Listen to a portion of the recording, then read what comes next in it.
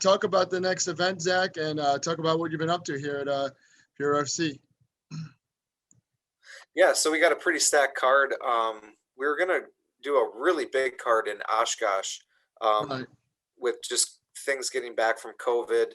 The venue had a lot of other type of events and stuff that they had to run, and our show kind of kept getting pushed back, and we really wanted to get a show dialed in for June. So we ended up moving the show from Oshkosh to Milwaukee, and the venue that could have us was going to be a Sunday.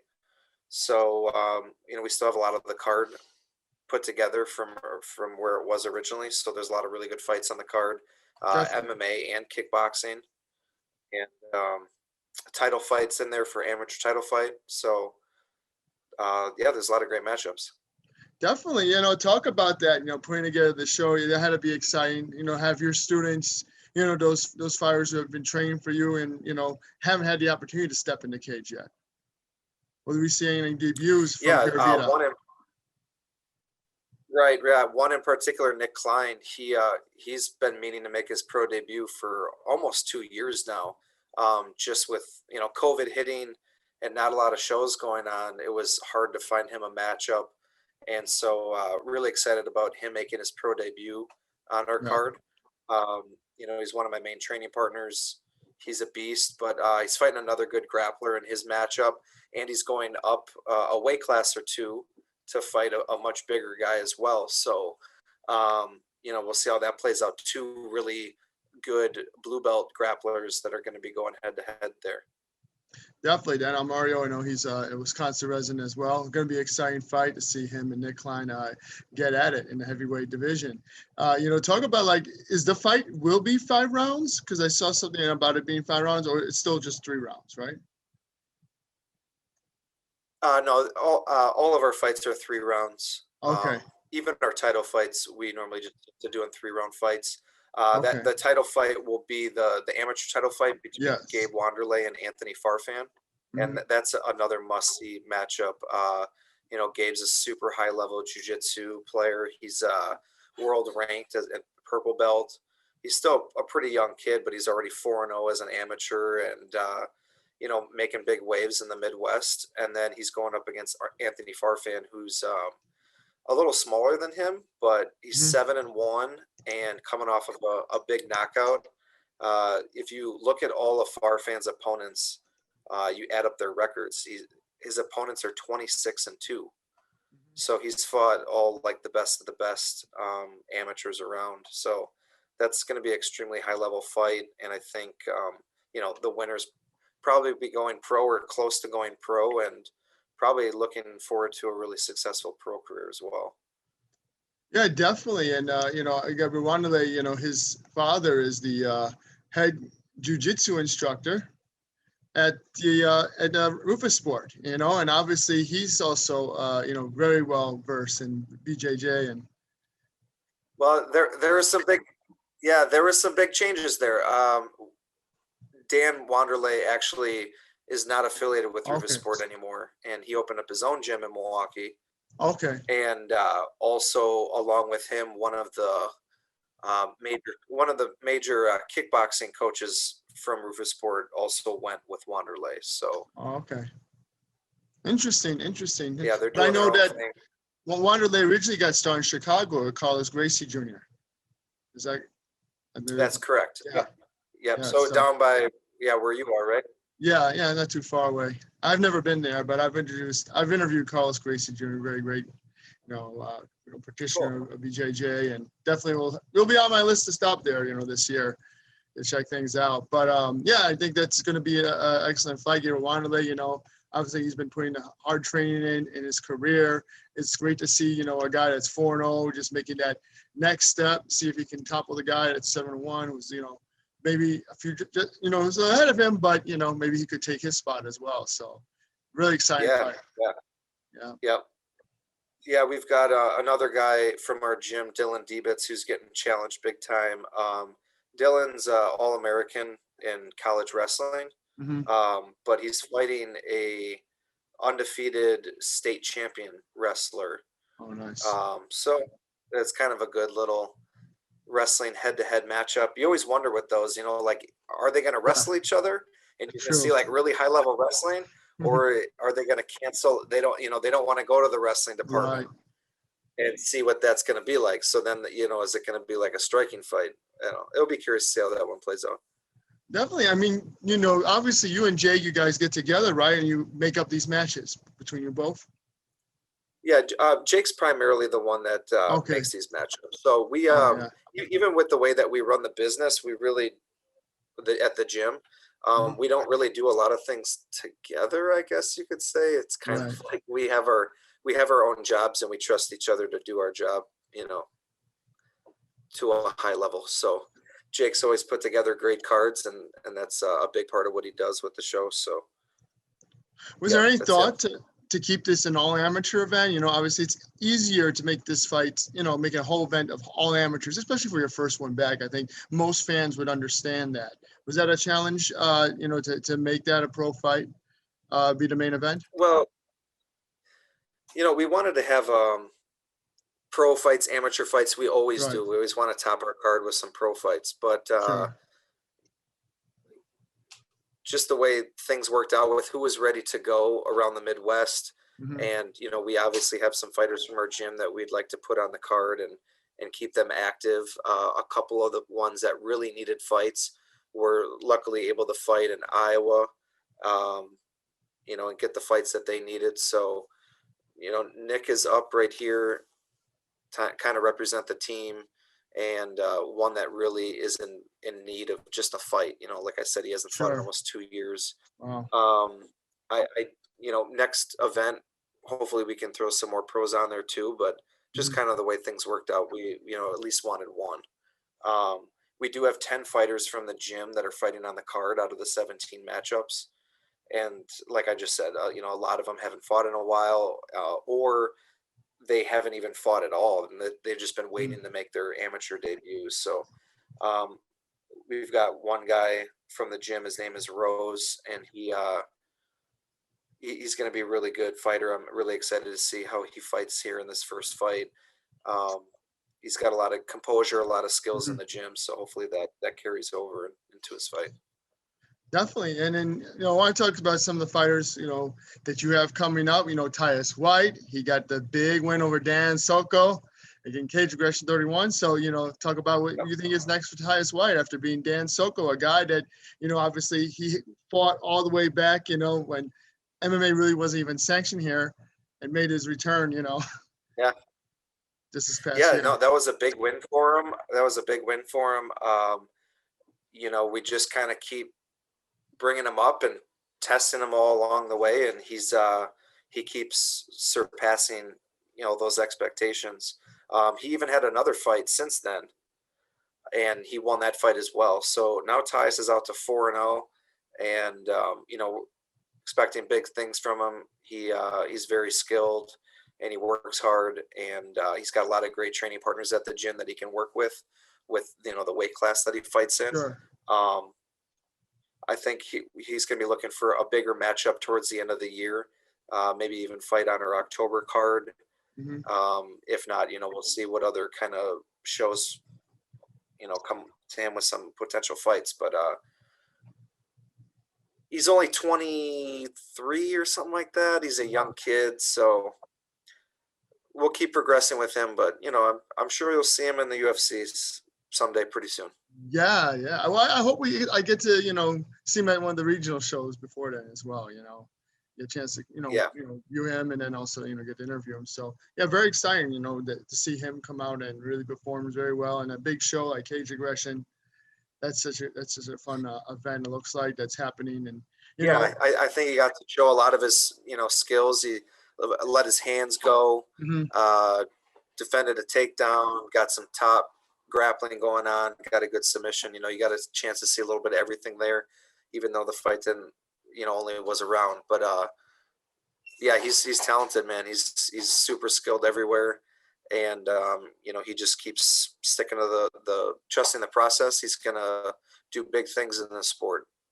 Yeah, definitely. We're excited, you know, just to see, you know, MMA come back, and you guys in Wisconsin are lucky that you have the opportunity. Still in Illinois, there's no MMA happening in the near future. So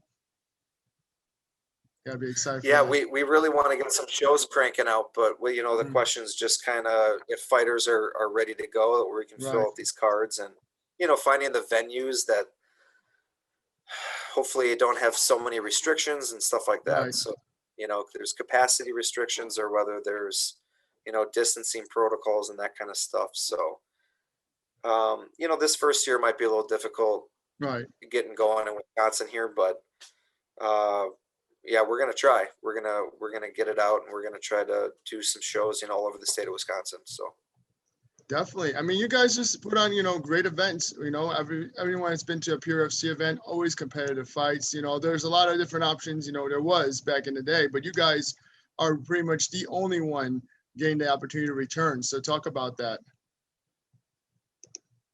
Yeah, that is one thing that me and Jake have openly talked about is we want competitive fights for everyone, including our guys. So, we do own the show, and we also own the gym.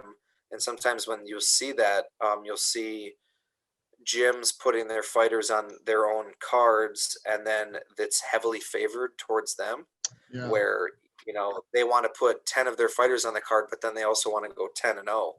And it's like, all like super unfair matchups, and it's like, what the heck, like if you look down the board, we're in the underdog in several of these matchups. We 10 of our fighters are in 17 of the fights, and we're in a very competitive matchups. It always makes for entertaining night for the fans. Yes. And that's what we try to do. We tried to put on some high level fights, even though we wanted to keep the number of pro fights down. The amateur credentials on this card are huge. So yeah, definitely. Yeah, we're excited to see it. Everybody check it out.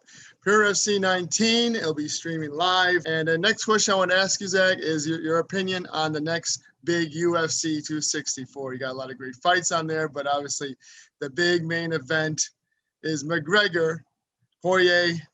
I say Poirier McGregor too, obviously. Poirier gets the nod to be that one. Like I tell my friends, don't say it's the Conor fight, it's the Poirier fight, but they, they'll never yeah. Right. What do you see happening? Man, Dustin's just looks so good lately, and I don't know how much of Conor's outside the cage lifestyle. It seems like it's really affected him recently in the last couple of years. I think Dustin's going to win again. Yes. Dustin's probably going to get hit with a shot or two that he's going to have to keep squared away, but I think he's too much for Conor these days. I think he's got it. Definitely. And do you have any of your other fighters who are in UFC? Do they have any fights scheduled? I know Ottow Osborne, something scheduled coming up. Yeah. So O'Day fights July 17th against the number 15 ranked opponent in the UFC at 125. Okay. And so when O'Day wins that one, he'll be ranked in the UFC flyweight division. And then a couple weeks after that, Jamie Simmons is fighting in early August. He's fighting a multiple-time jiu-jitsu world champion, but we really like that matchup. I don't think that guy's striking is up to speed with what it needs to be in the UFC, so we hope to exploit that a little bit. And then Montel fights in September against the guy from Mongolia, and I think we get another win here, and I think it's all top 15 opponents after that. Definitely. And so we're kind of boom, boom, boom right here. Yes, just within the span of like 7 weeks, we've got 3 UFC fights, and they're all big ones. So for sure. And then big cards. I think UFC is just always delivering, bigger cards. We get the opportunity to see more of the fighters in the other divisions when we have like the fight nights every week. And it's obviously a lot of MMA, but it's definitely worth watching. Yeah, they just want to keep putting that content out there. It's going to help get them paid, and It's good. I mean, it's been entertaining, and I mean, even the fight nights and stuff, even the undercards, like I don't get sick of it. You know, No, I can watch a card all night every Saturday, and you know, I can't wait. So definitely. What do you the Korean Zombie, man? That was interesting, right? yeah, it was very much. Man, he's a beast. You think it's the gym? You think it's because he's at Fight Ready?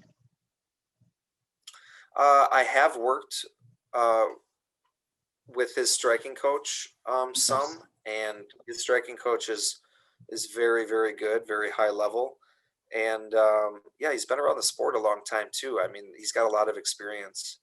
So, you know, I think he was just a little bit too much for Ige there, but that guy's getting better too. You know, I think he needs the big fighter too, and kind of get his feet wet with those and gain some experience. And we'll see him. I think, you know, getting a title shot at some point in his career, but I think it was a good fight for him to lose and learn a little bit.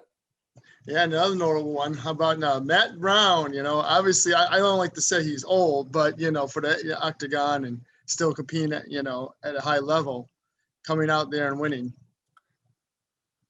Yeah, I have a friend that bet on him, and I was like, "You got to be crazy!" Like, I thought he wasn't looking very good in his last couple fights.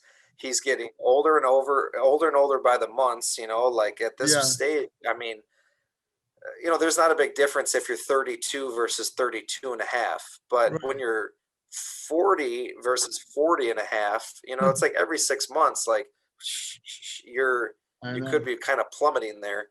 And I thought he already wasn't looking good in his last couple fights. And I thought, you know, Lima has been looking pretty decent. I thought for sure, I was like, man, you're crazy for picking Matt Brown. And then sure enough, Matt Brown in the first round and stuff kind of looks slow. And he looks old, but found that right hand, perfect timing, caught him coming in, boom. So you never know in this sport, man. It's so hard to bet on, and so hard, especially at the highest level in the UFC, to like pick the winner. Heavyweight division UFC, I never bet on ever. You told me that before. Just yeah, there's too many variables there. No.